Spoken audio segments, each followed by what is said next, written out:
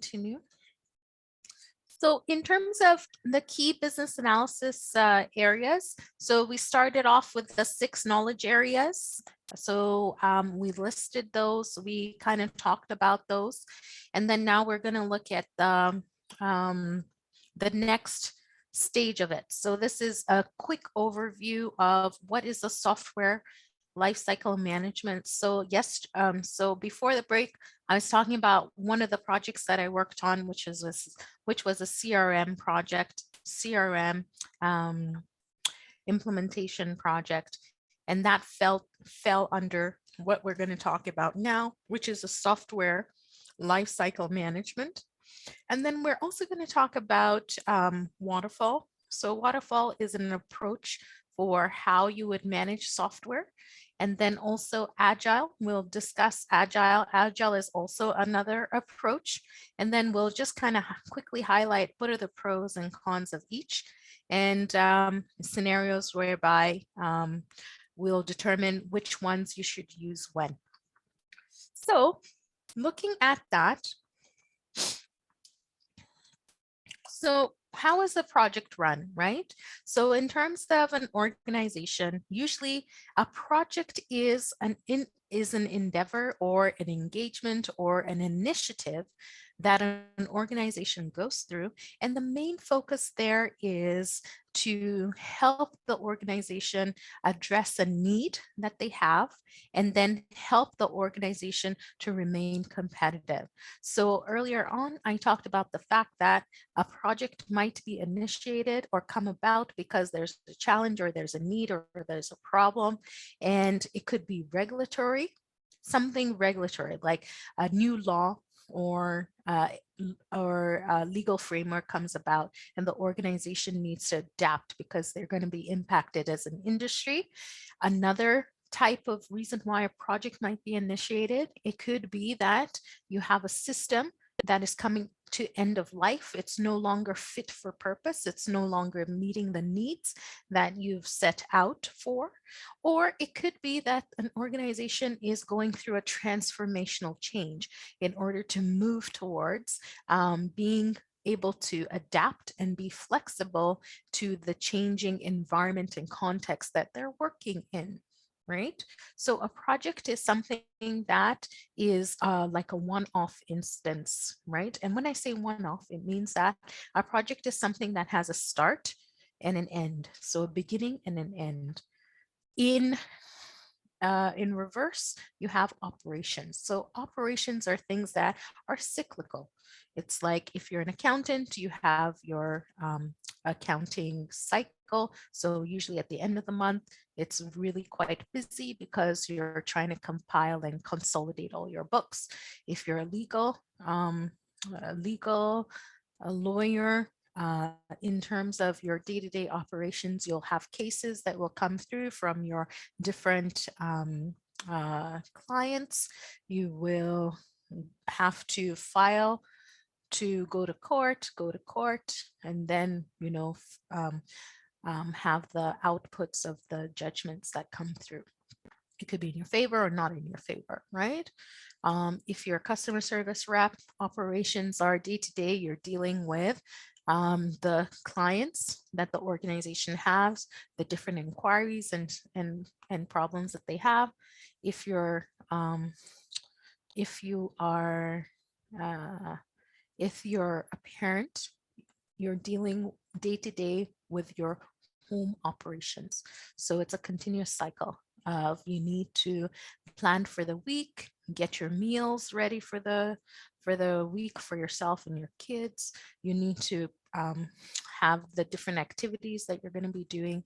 And then if you're working, you also will have your day-to-day operations in whichever occupation you have, right?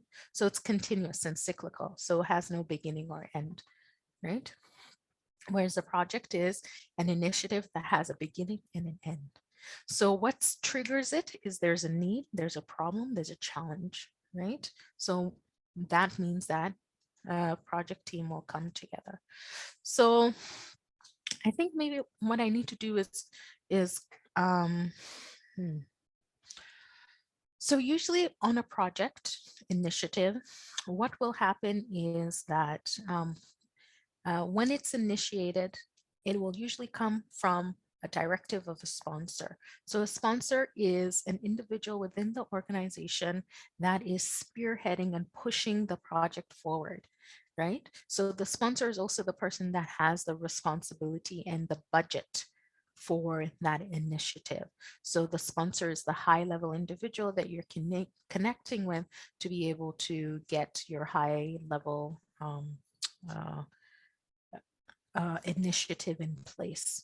So when they initiate a project, what will happen is they'll call forward for for a team of individuals. So with a project, it means that it's a group of people that have maybe never worked together, or they've worked together on different initiatives. So they come together and they will usually have a kickoff meeting. And in the kickoff meeting, they're going to determine what are the high level objectives and the problems that they're trying to solve for. And then they will brainstorm what are going to be some strategies and ways in which they want to approach the project, right? So a project team gets together for that specific need or challenge that they're trying to work on. So it would include people like project managers. If it's a waterfall environment, it includes business analysts, uh, quality assurance analysts, testers, and lots of different types of stakeholders. Then it also includes the business stakeholders, right? The different business stakeholder groupings that you're working with, and their key subject matter experts that come through. So there's going to be a visual that we'll be able to see later. So when it comes to managing a project, in the past, a lot of organizations used an approach called the waterfall. So with the waterfall, it's a phased approach. So everything is broken down into phases. And with the waterfall, some of the key characteristics are that you can't go back a stage, you can't iterate. Yeah, you have to complete all of the activities and tasks for one phase, get your approval to then move to the next phase. So the way that waterfall is broken down in building up software or working on projects is that you do all of the requirements gathering and elicitation up front. So you elicit, you get an understanding of what are the high level requirements. Then you go and you sit down and you do your analysis. Okay, from our requirements and with the current state and the future state. So the future is the to be, the current is the as is. What is the current context? Who are the stakeholders? What's the problem? What's the need? What is the change that needs to happen? So the analysis is moving towards creating the strategy for how are we going to change to be able to address the problems that we have, right? So with the analysis, that's where us as a BAs, our strengths are. That's where we're really digging into the details, using our analytical tools and being able to help the team understand the details, the large scale, and then also the details of the process, the operations, the stakeholders, the requirements. Yeah. Then from analysis, you go to design.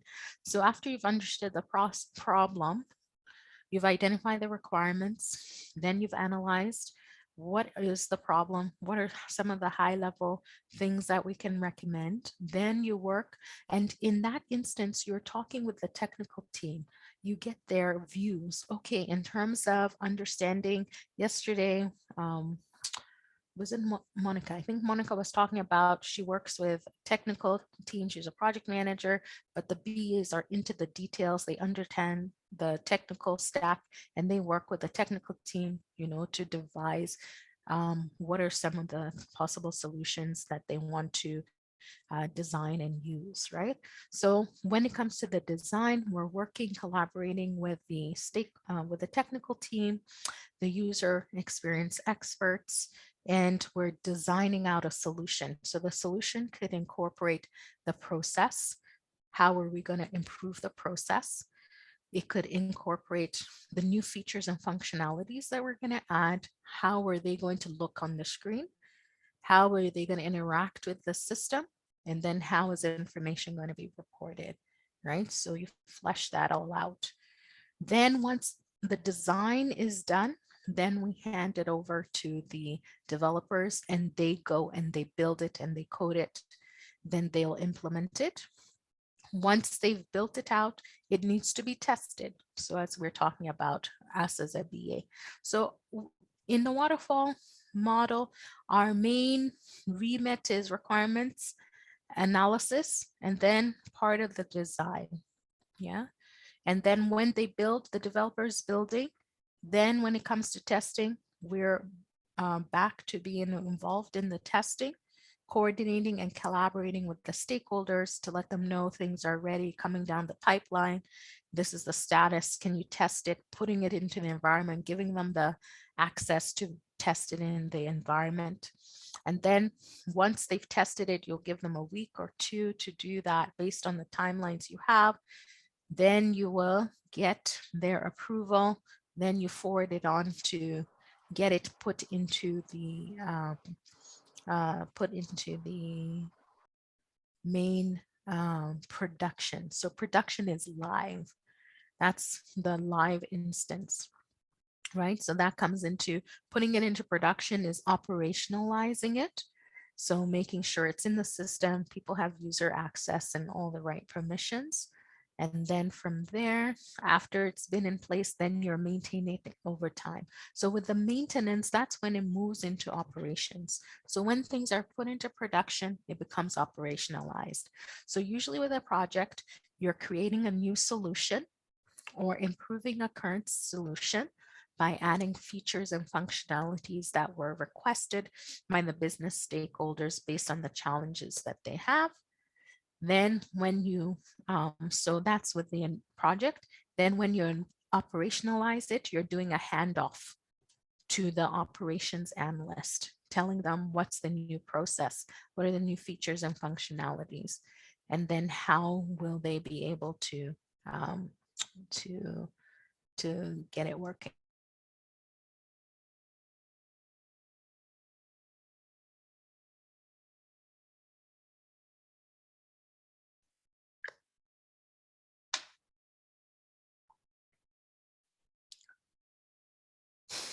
So then, so the waterfall one, we've seen a step by step by step. Then there's another approach.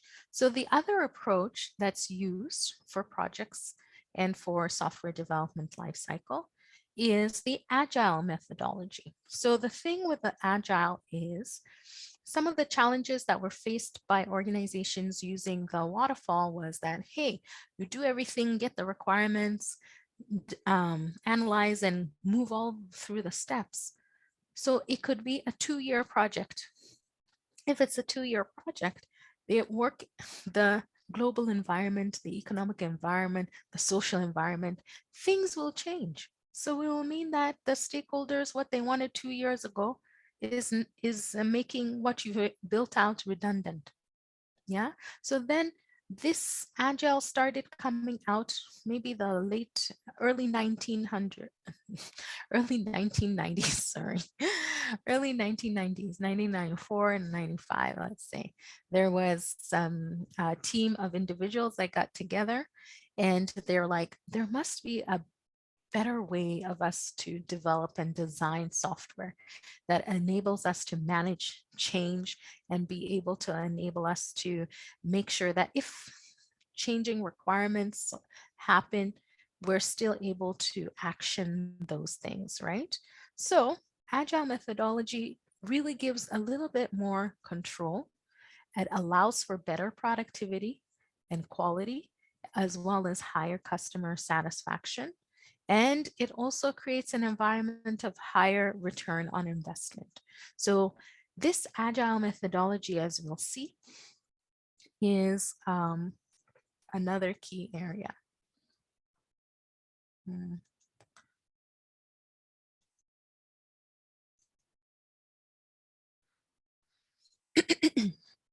So we'll look a little bit more at the Agile as we come through. So in terms of the wet waterfall, some of the key characteristics, it's very sequential in nature, as we saw with the diagram, step by step by step. It's good for small projects. It's also good when there's less uncertainty in requirements, like we know from day one, these are the things that we need to build out. So for example, in terms of project management approach, an industry like construction uses a waterfall approach in terms of, in order, if we're going to build out a house, usually you'll need the foundation to be dug, then the ground to be filled, and then you start framing it, at least here in North America. Then we frame it. Once we frame it, then we start building the interior. Right. So here, the way that things are built is because of the cold, harsh winters, we want to make sure that we have insulation in our walls. So we use dry walls, which are large sheets of compressed wood put together, and they're very heavy. So you'll have sheets, and in between the two sheets, you'll have insulation. So it's like stuffing, usually pink or different colors, with plastic around it so that it can retain the heat in the interior. And then once you do the interior framing, drywall and framing, you'll make sure you're doing the electricals, the plumbing, then you're building up layer by layer, right? So there are some types of softwares that people want to do it step by step. So in industries where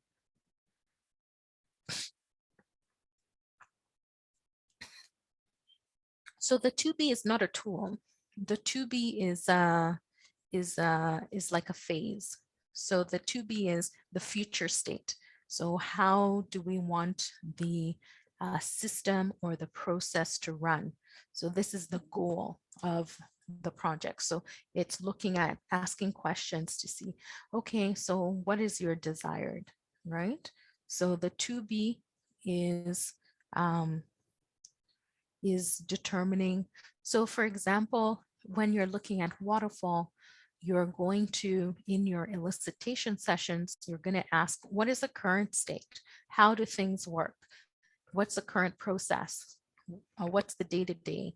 Or what are the series of steps that you take to use this application to do your maybe your accounting process, or do your project management process, or do your law process, right? So for example, with changes to the healthcare system here in Canada, for example, when COVID hit, we couldn't meet face to face with our doctors. So a lot of organizations would have needed to initiate a program whereby customers can book online and then get a slot in their calendar that works. And then you can have a video conference call with the doctor, so they can kind of see you face to face, examine you at least via video to see how you look and stuff. And then also some of them would do a call, so they would call you and have a call, right? So that, and the 2B is we can't meet in person. What's going to be the best solution for us to make sure that as a doctor, we don't lose out on the billables for the patients that we have, and we're able to still take care of our patients as they go through this pandemic, and make sure that things are actions as needed, right? So the as is the current state. So what is current context? Who are the stakeholders? What is their current process? And then what are some of the systems that they use within that process? The 2B is in terms of the future. What do the stakeholders want in the future? So when we're talking about that, that's language that we're using, but we need to create sets of questions to understand the current state. We also need to create sets of questions that will understand the future state. And then what we're going to identify is there's definitely a gap between where we are now and where we want to be. And then as a business analyst, we're doing the gap analysis.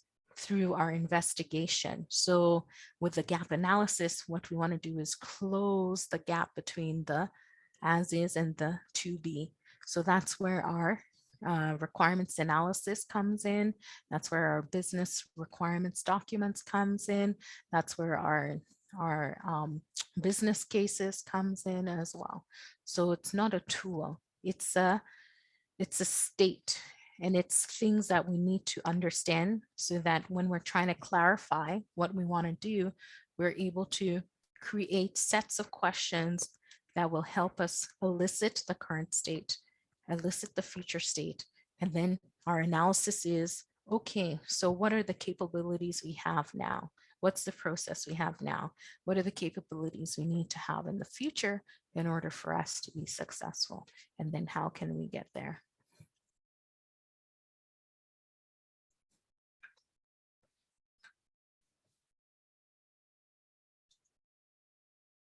So what are some of the benefits of Waterfall? It's easy to manage because it's set in stages, right? And then the stages are clearly defined. And then with Waterfall driven projects, it's heavy on documentation. It's documentation driven. So what's going to happen is what we're going to teach here is the process. We're going to teach the investigation. We're going to teach the ways of working. So what happens is, I'm talking about Waterfall. Now I'm going to go into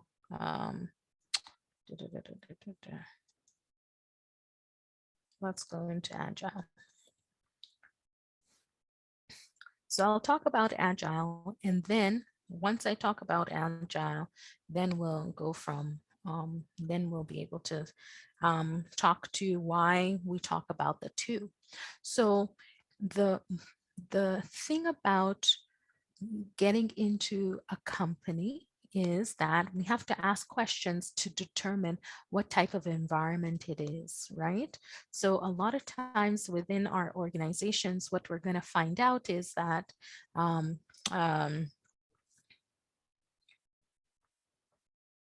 it could be that you will fall into an environment that is using Waterfall, or you could be blessed and fall into an environment that's using Agile only, or you can fall into an environment whereby it's a hybrid. So the reason why we talk about them is so that when you get an understanding of what's involved, and then when we do the projects, we like to use the Agile approach. You'll see why. But we also make you do documentation that you would find in a Waterfall environment, so that no matter what environment you fall into, you'll be able to adapt. Does that make sense? So within a Waterfall environment, it's heavy on documentation. So the types of documents you're going to be creating are business requirements documents, business cases. You're also going to be creating business requirements, maybe even scope requirements documents, business analysis plans. You'll be creating